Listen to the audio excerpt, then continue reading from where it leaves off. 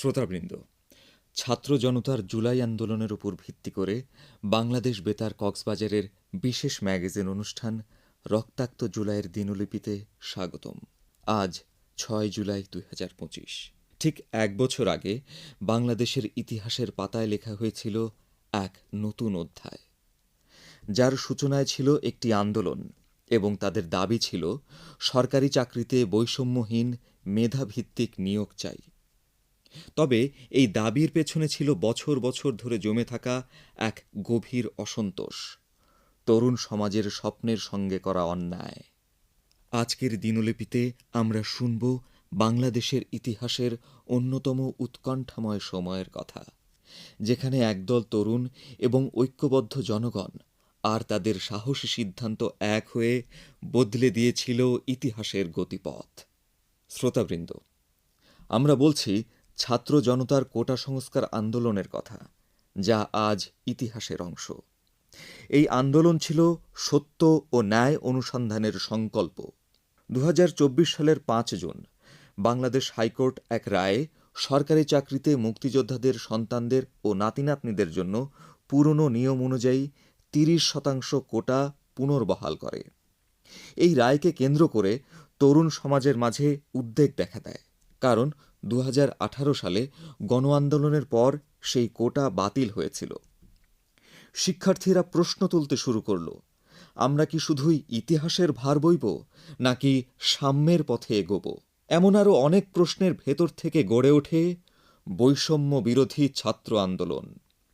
তাদের দাবি ছিল সরকারি চাকরিতে সব গ্রেডে বৈষম্যমূলক কোটা বাতিল করে মেধার ভিত্তিতে নিয়োগ নিশ্চিত করা। এই আন্দোলনের অনন্য বৈশিষ্ট্য ছিল এর চরিত্রে, যেখানে ছিল না কোনো রাজনৈতিক ব্যানার, ছিল না কোনো পার্টির তদবির, ছিল কেবল ছাত্র সমাজের সাধারণ মানুষের সক্রিয় সমর্থন ও স্বতঃস্ফূর্ত অংশগ্রহণ। চায়ের দোকানের কর্মী থেকে শুরু করে পত্রপত্রিকার সম্পাদক, শিক্ষক, শ্রমিক, এমনকি বয়স্ক নাগরিকেরাও এই দাবিকে তাদের নিজস্ব দাবি হিসেবে গ্রহণ করেন। আজ ৬ জুলাই ২০২৫। ঠিক এক বছর আগে এই দিনে বাংলাদেশের রাজপথে ছাত্র জনতার নির্ভীক পদচিহ্ন ক্রমান্বয়ে অগ্রসর হয় অভ্যুত্থানের মাধ্যমে এক অনবদ্য পরিবর্তনের পথে। আর এতে গুরুত্বপূর্ণ প্রভাব বিস্তার করেছিল বৈষম্য বিরোধী ছাত্র আন্দোলনকারীদের সৃজনশীল কর্মসূচি আর স্লোগানে নতুনত্ব। শাসকের মসনদে কাঁপন ধরানো এক একটি স্লোগান যেন হয়ে উঠেছিল দেশের কেন্দ্র থেকে শেষ প্রান্ত পর্যন্ত প্রত্যেক মানুষের হৃদয়ের কথা। ২০২৪-এর এই দিনে তারা বাংলা ব্লকেট নামে অবরোধ কর্মসূচির ঘোষণা দেয়। কর্মসূচি ঘোষণা করে বৈষম্য বিরোধী ছাত্র আন্দোলনের অন্যতম সমন্বয়ক নাহিদ ইসলাম বলেন, আগামীকাল বিকাল ৩টা থেকে বাংলা ব্লকেট কর্মসূচি গ্রহণ করা হলো। শুধু শাহবাগ মোড় নয়, সায়েন্স ল্যাব, চাংখারপুল, নীলক্ষেত, মতিঝিল, যাত্রাবাড়ি সহ ঢাকার প্রতিটি পয়েন্ট অবরোধ করা হবে। তবে ৬ জুলাই সকাল থেকেই রাজধানীর Shahbag, Nilkhet, science lab, Minto road, Bangla motor সহ সব জায়গায় শুরু হয় শান্তিপূর্ণ অবস্থান কর্মসূচি। ঢাকা বিশ্ববিদ্যালয়ের শিক্ষার্থীরা শাহবাগ মোড়ে, ঢাকা কলেজের শিক্ষার্থীরা সায়েন্স ল্যাব মোড়ে, ইডেন কলেজের ছাত্রীদের অবস্থান নীলক্ষেতে, জাহাঙ্গীরনগর বিশ্ববিদ্যালয়ের ছাত্ররা ঢাকা আরিচা মহাসড়কে এবং কুমিল্লা বিশ্ববিদ্যালয়ের শিক্ষার্থীরা ঢাকা চট্টগ্রাম মহাসড়কে অবস্থান নেন। রাজপথে অবস্থানকালে ছাত্ররা অ্যাম্বুলেন্স ও জরুরি গাড়িকে সরে যেতে সাহায্য করে। আন্দোলনকারীরা নানা রকম স্লোগানে মুখরিত ছিল। কর্মসূচি ঘোষণার আগে বৈষম্য বিরোধী ছাত্র আন্দোলনের আরেক সমন্বয়ক হাসনাত আবদুল্লাহ বলেন, আজকে আমাদের শাহবাগ ব্লকেট হয়েছে, আগামীকাল থেকে বাংলাদেশ ব্লকেট শুরু হবে। আজকের মতো কালকেও যদি আমাদের বোনেরা আমাদের সামনে দাঁড়িয়ে যায়, কেউ আমাদের দাবায় রাখতে পারবে না। আমাদের দাবি আদায় না হওয়া পর্যন্ত এই কর্মসূচি অব্যাহত থাকবে। শাহবাগ মোড়ে দুপুর ১২টার দিকে মানব স্রোত জমে ওঠে। সমগ্র ঢাকা চট্টগ্রাম মহাসড়কে যানজট সৃষ্টি হয়। লোকজনকে পায়ে হেঁটেই পথ পাড়ি দিতে হয়।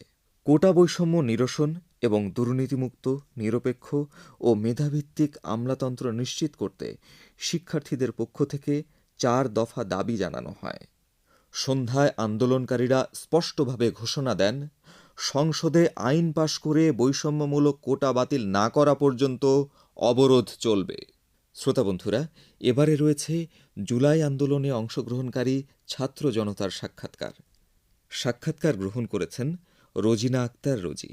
আমাদের প্রিয় মাতৃভূমি বাংলাদেশ একটি স্বাধীন ভূখণ্ড, একটি স্বাধীন পতাকা। বাংলাদেশের স্বাধীন চেতা মানুষ আজীবন চেয়েছে তাদের অধিকার নিয়ে সুন্দরভাবে বাঁচতে। তবে সময়ের পরিক্রমায় অনেক সময়ই বাংলার মানুষের এই চাওয়ার বিপরীতে পাওয়া হয়েছে সামান্যই। বারবার জন আকাঙ্ক্ষা হরণ করেছে শাসকের রক্তচক্ষু। এই রক্তচক্ষুকে উপেক্ষা করে বাংলার মানুষ একত্রিত হয়েছে তাদের ন্যায্য অধিকার আদায়ে। তেমনই এক অধিকার আদায়ের সংগ্রাম হল জুলাই আন্দোলন। 2024-এর কোটা সংস্কার আন্দোলনে বাংলাদেশে সব ধরনের সরকারি চাকরিতে প্রচলিত কোটাভিত্তিক নিয়োগ ব্যবস্থার সংস্কারের দাবিতে সংগঠিত হয়েছিল এদেশের শিক্ষার্থী ছাত্র সমাজ। পরবর্তীতে অবস্থার প্রেক্ষাপটে এই আন্দোলন রূপ নেয় একটি গণ অভ্যুত্থানে। দেশের আপামর জনগণ অংশগ্রহণ করে এই জুলাই গণ অভ্যুত্থানে। শিশু, তরুণ কিংবা বয়োজ্যেষ্ঠ কেউই বাদ যায়নি এই আন্দোলনে অংশগ্রহণ করা থেকে। সকলেই কাঁধে কাঁধ মিলিয়ে নেমে এসেছিল রাজপথে, বলেছিল ন্যায়ের কথা, তাদের অধিকারের কথা। জুলাই আন্দোলনে অংশগ্রহণকারী তেমনই কয়েকজন জানালেন এই আন্দোলনে তাদের অংশগ্রহণের অভিজ্ঞতা। আমি একজন কলেজ শিক্ষার্থী। যখন জুলাইয়ের আন্দোলন শুরু হলো তখন আমিও এই আন্দোলনে অংশগ্রহণ করলাম। আমার মতো এরকম শত শত শিক্ষার্থীরা আন্দোলনে ঝাঁপিয়ে পড়ল। আমরা শুধুমাত্র আমাদের অধিকার চেয়েছি। সেই অধিকার চাওয়া থেকে এই আন্দোলন ধীরে ধীরে সারা দেশে শুরু হলো। আস্তে আস্তে এই আন্দোলন সব ধরনের মানুষের মাঝে ছড়িয়ে পড়ল। যখন আমরাও মনে করলাম এই আন্দোলন শুধু কোটা সংস্কারের আন্দোলন ছিল, কিন্তু একসময় এটি মানুষের অধিকার আদায়ের আন্দোলনে পরিণত হলো। আমরা তখন রাজপথে যেই মিটিং শুরু হলো, আমরাও তাতে অংশগ্রহণ করলাম। তখন আমাদের প্রাণের ভয়ও অনেক বেশি ছিল, যে কোনো সময় আমরা গুলিবিদ্ধ হতে পারতাম। সবখানে তখন গুলি, টিয়ার শেল, রাবার বুলেট ছুড়ানো হচ্ছিল। নির্বিচারে মানুষকে গুলি করে হত্যা করা হচ্ছিল। কিন্তু বিশেষ করে আমাদের ছাত্র ভাইয়েরা বুক পেতে এই গুলির সামনে দাঁড়ালো। তারা এইটাই শপথ করলো যে দেশকে স্বৈরাচার মুক্ত করবে। আমরাও যতটুকু সম্ভব তাদের এই কর্মসূচিতে অংশগ্রহণ করলাম। তখন আমাদের মৃত্যু ভয়ও চলে গিয়েছিল। জুলাই আন্দোলনে আমাদের একটাই স্বপ্ন ছিল, বাংলাদেশকে স্বৈরাচার মুক্ত করা। অনেক প্রাণের বিনিময়ে বাংলাদেশ স্বৈরাচার মুক্ত হলো। সেই 36 জুলাইয়ের দিনগুলো আমরা কখনোই ভুলব না।